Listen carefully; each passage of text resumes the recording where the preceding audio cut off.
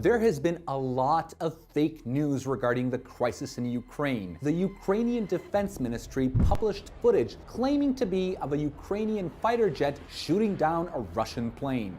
But some Twitter users realized that this footage was actually created in a video game called Digital Combat Simulator World, developed by Eagle Dynamics and originally posted as a YouTube video, as confirmed by Reuters. And this is just the tip of the iceberg when it comes to social media disinformation about Ukraine. So let's look at a few examples.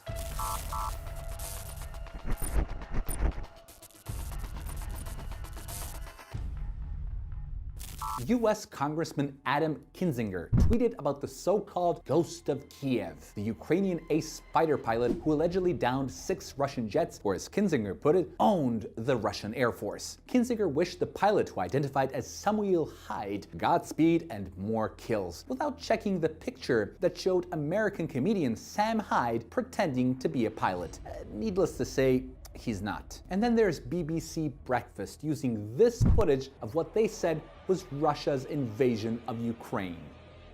But in fact, this is just old footage of a Russian military parade rehearsal near Moscow from May of 2020. You also probably saw images of Ukrainian President Zelensky in full military uniform bravely fighting off the Russian advance in the country's capital Kiev in person. But in fact, the photos were from April 2021, when Zelensky was inspecting Ukrainian troops in the country's eastern border, nowhere near Kiev, of course. But in this horrific video, we see what many media outlets described as a Russian tank purposefully swerving off course into oncoming traffic to squash a Ukrainian civilian in Kiev. Miraculously, the driver survived. But many people on social media spotted that it wasn't a Russian tank, but rather a Ukrainian armored vehicle, noting it was probably an accident. And of course, you must have seen this viral video of a Ukrainian father sending his daughter off to safety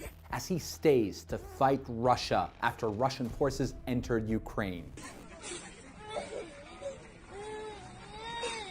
The media pounced on these heartbreaking images without saying that the footage was actually filmed before Russia started its military operation, after the breakaway leaders in Donbass advised evacuation. The girl is being sent to Russia to seek refuge rather than fleeing their forces. There are so many more examples, but the most telling are the tons of fake images circulating online of Russia bombing Ukraine that are actually images of NATO's bombing of Yugoslavia, Iraq, and others. It would be impossible to show them all, but it is ironic, isn't it?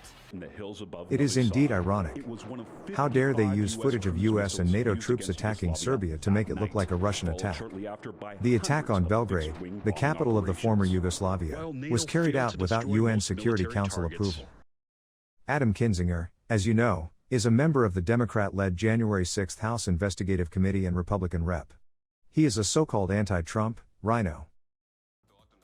This is a report from the TV branch of the German media outlet Bild. It shows footage of hundreds of Russian soldiers parachuting over Kharkiv, Ukraine, as the host explains.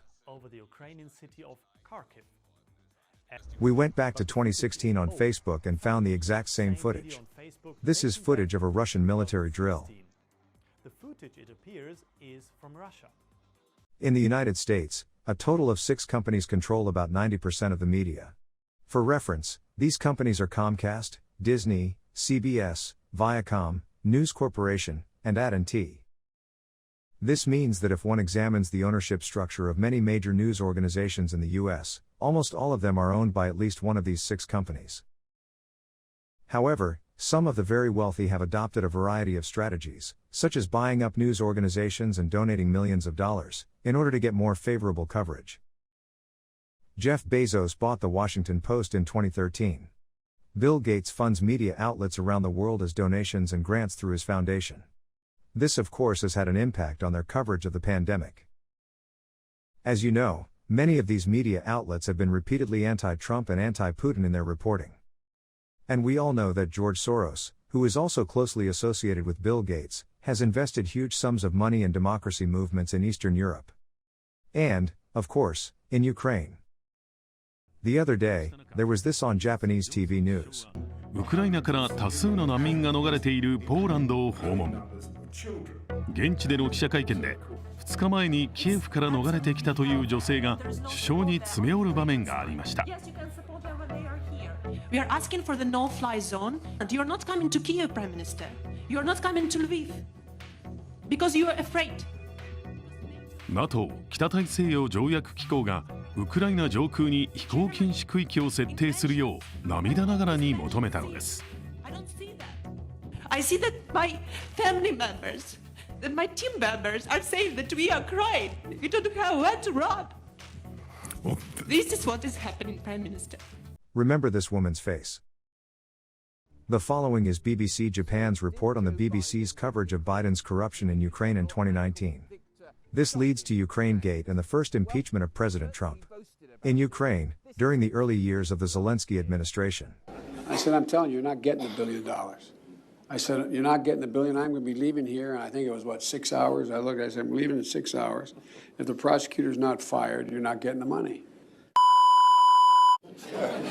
Got fired.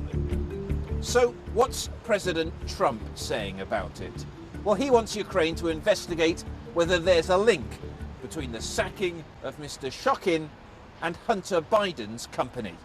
But what he said is that he wouldn't give, I think it was billions of dollars to Ukraine unless they fired the prosecutor who was looking at his son and his son's company, the company that his son worked with. And that's a very dishonest thing. So, is there any evidence to support what President Trump is saying? If there is, well, we haven't seen it yet. But it is not true that Prosecutor Shokin was a tough prosecutor who was willing to investigate Burisma. Absolutely to the contrary. Prosecutor Shokin was dumping this investigation, and I have evidence of that. I'm following this investigation since 2013. Shokin, his predecessor, and the next prosecutor after Shokin, Yuri Lutsenko, they all were contributing to killing this case. So there's no evidence that suggests that Vice President Biden acted differently because his son was on the board of a Ukrainian energy company, Burisma? I haven't seen this evidence. I've seen the actions which show absolutely the contrary what happened. In 2014, when things were happening in Ukraine, with the Maidan Revolution, the annexation of Crimea, and the Odessa incident, they were already investigating Biden's corruption. Moreover, there was no evidence. The prosecutor general who was investigating was more evil, she says. In March 2022, a scene appears in the news in which he evacuates from Kiev to Poland and tearfully appeals to the British Prime Minister. Is this a mere coincidence? Another interesting person. After nearly a month away, Petro Poroshenko has returned to a country seething with political turmoil. After a hold-up with border guards at the airport, the former Ukrainian president headed to a court in Kiev, tailed by his supporters, vowing to fight back against charges of treason. A prosecutor has accused Poroshenko of financing separatist forces in the eastern Donbass region, an explosive accusation at a time of growing threats of a Russian invasion. Charges, he says, which are trumped up by the government intent on shutting down political opposition. The man who made his fortune as Ukraine's chocolate king is one of the country's wealthiest businessmen, but his assets have been frozen since the launch of the investigation into whether he was involved in the sale of large amounts of coal that helped finance Russian-backed separatists in eastern Ukraine in 2014 and 2015.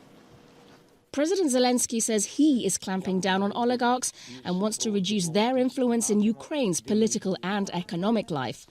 But against the backdrop of this political fray, the reality of Ukraine's security situation is precarious. The Zelensky administration indicted the former president for treason for approving a deal to buy coal from pro-Russian areas of the Donbass region. This is a clear case of the Kiev government treating the Russian residents of the Donbass not as Ukrainian citizens, but as enemies. There is no such article about the genocide in Donbass that I can find.